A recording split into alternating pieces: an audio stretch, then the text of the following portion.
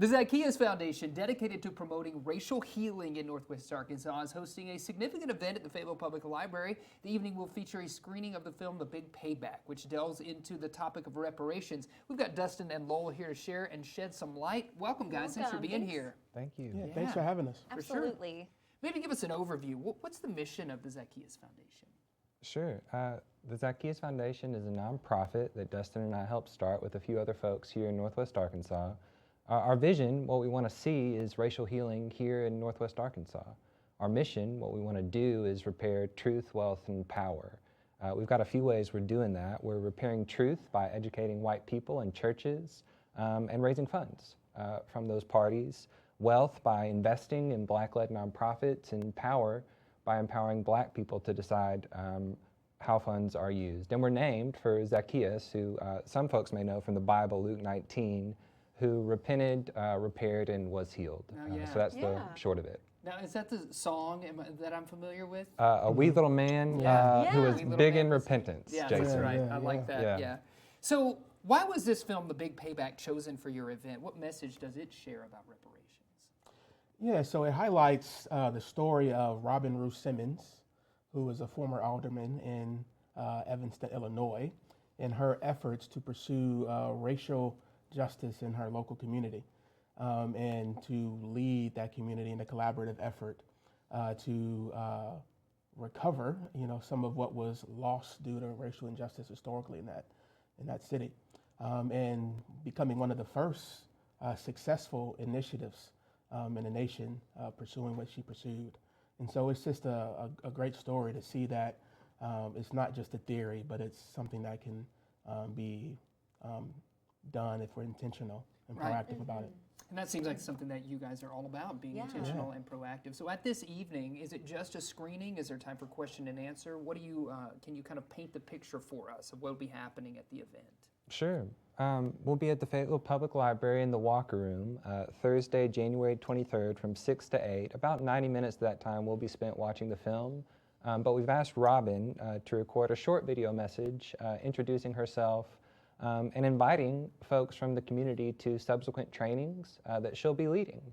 Robin will be with us virtually in June, in person in September, and then we're inviting folks from Fayetteville to go to Evanston for a training in December. Oh, wow. That's really neat. Yeah, I love that. So how does Fayetteville's 2024 resolution support racial equity planning, and what outcomes do you expect? Yeah, I'll speak to that, and Dustin, welcome your additional comments. So back in 2020, a few years ago, Fayetteville passed a resolution admitting that racism is, in the words of the resolution, a public health crisis, and committing to address that problem. 14 or so commitments were made.